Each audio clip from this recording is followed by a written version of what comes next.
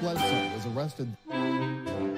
Patrick Montgomery was in court. Jonathan Manapa will stay in federal custody. No, I don't take responsibility at all.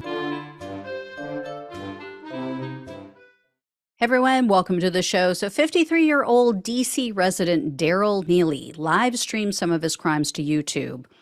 He has a channel called the Global Enlightenment Radio Network.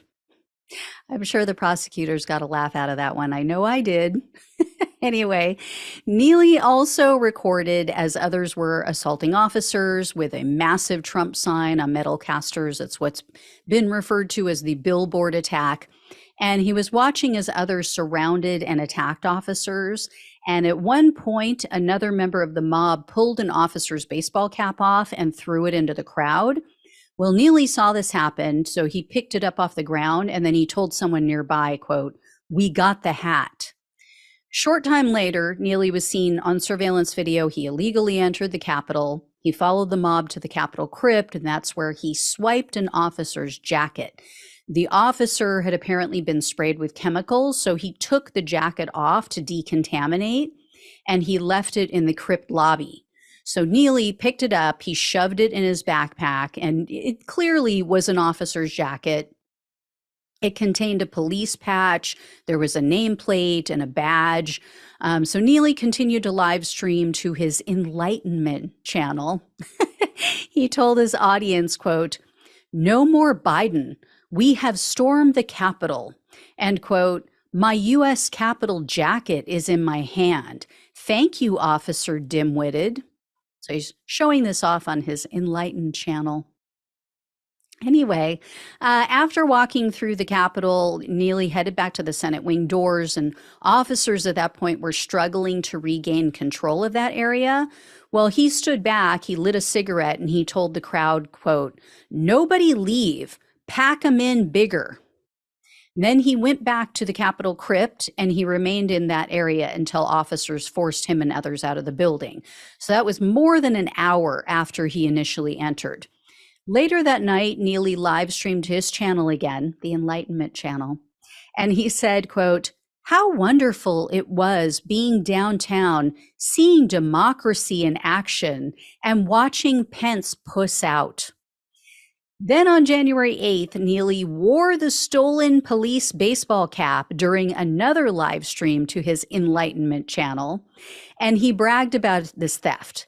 And then in late January of 2021, Neely's ex took a photo of the stolen jacket, the nameplate, and the badge, and then she sent it to the FBI. So the FBI interviewed Neely on January 29th of 2021, and he admitted to entering the Capitol, but he tried to excuse away his behavior. He said that he recognized some Black Lives Matter members in the crowd, and so he was trying to blend in with the MAGA crowd so they wouldn't accuse him of being Antifa or BLM. And then, of course, Neely, like so many others, he tried to paint himself as a hero. He claimed, "Oh, I helped carry an officer out of the crowd." This is why they like Trump. Anyway, after that interview, Neely emailed a few of the January 6th photos to the FBI, and he told them that he, quote, "cried because of what I witnessed at the Capitol, because I have never seen so many sheep being led to harm an object that represents the people's voice." And the Oscar goes to...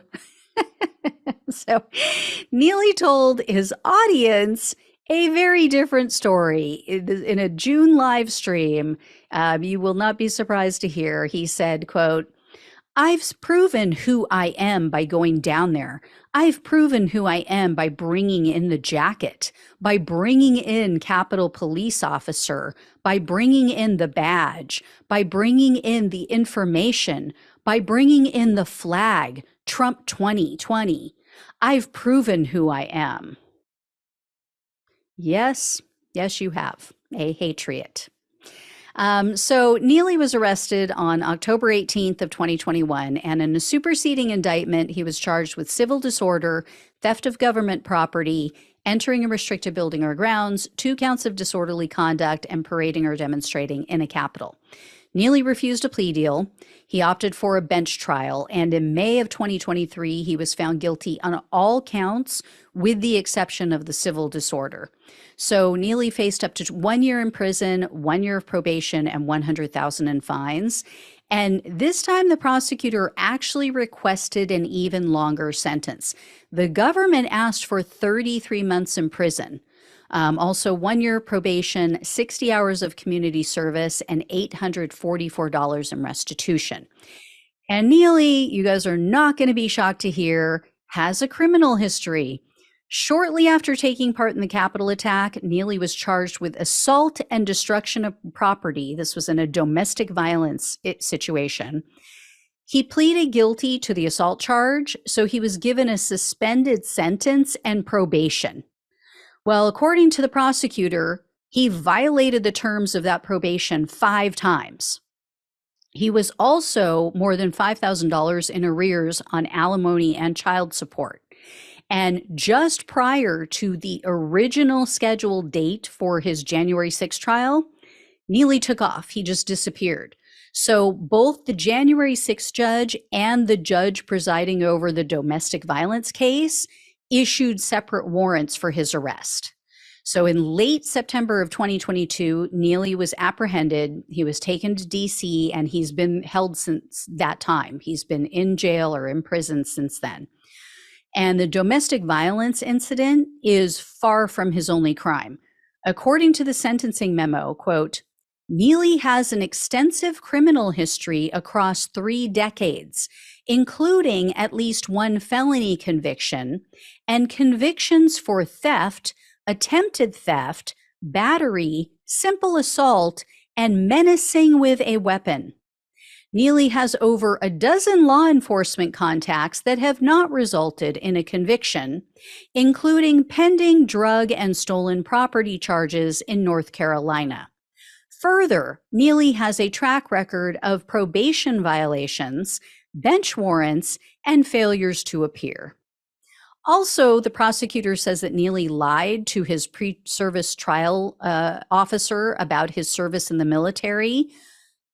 Unbelievable. He claimed that he enlisted in the Navy in 1992, and he said he received the Purple Heart in 1996 or 97 because he was shot in Afghanistan. That was not true. He also said he received the Navy Cross in 2005 and that he was honorably discharged in 2009. Here's what really happened. The truth of the matter is that Neely served in the Navy for only a few months. He was in the Navy from July to September of 1994. He was administratively discharged because of an alleged larceny incident. Then he joined the Navy Reserves, and he served for only 7 months because they kicked him out again for unsatisfactory performance. And in June of this year, Neely called into a live stream on Rumble, and he told the audience that he and others were, quote, being detained because we are a threat to the United States government and Nancy Pelosi and the rest of the liberal press and media and the liberal corporate industrial complex. We January 6ers are guilty of nothing but being patriots. Neely also blamed the police for the violence on January 6th, and he claimed that he was simply acting as a member of the press that day. He also said, quote, I got more than enough in to secure these misdemeanors, so the judge is going to have to release me.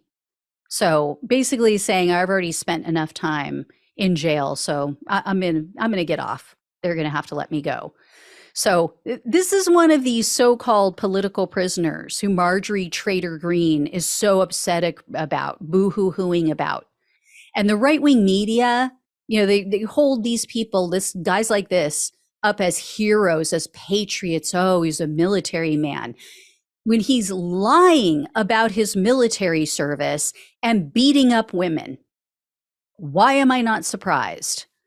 So, U.S. District Judge John Bates presided over this case, and at the sentencing hearing, he told Neely, quote, "What really convinces me that the sentences should be stacked is that criminal history, which is pretty unique among misdemeanors, your lack of respect for the law, which is glaring, and your flight while facing prosecution."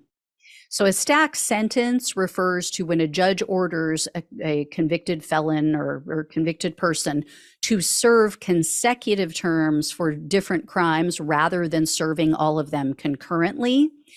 So far, or as of this case and up until Enrique Tarrio was sentenced, all of the cases, all of the January 6 defendants had been sentenced to concurrent terms for all of their various crimes. So the judge also dismissed Neely's journalism claim. He said, quote, "The encouragement of other rioters is certainly not the conduct of a neutral, uninvolved journalist." Neely also spoke at the hearing, but rather than showing contrition like so many others, he challenged the judge's opinion of him. He said, quote, "A person's record is not who they are. You're trying to make a person out of a piece of paper." The judge disagreed, of course, and he ended up sentencing Neely to 28 months in prison and restitution in the amount of $844.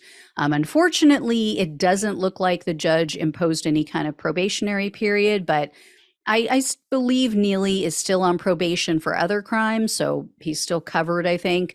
Also, he's going to receive credit for time served, unfortunately, so he's not going to be in prison for too much longer. The one silver lining is that someone like this can't keep himself out of trouble for too long. So I will definitely let you know when I hear more about Neely. I actually have heard from a woman who claims to be an ex, but she has not given me permission to mention her name. And because I don't have any way of verifying the things that she has said about him, I cannot share the information with you. Let's just say it's not good. Just put it that way. But I'll let you know when and if I hear more that has been verified. Thank you all so much for watching and listening. Please like, share, and subscribe. Please donate if possible. Love you all. Take care. Talk with you soon.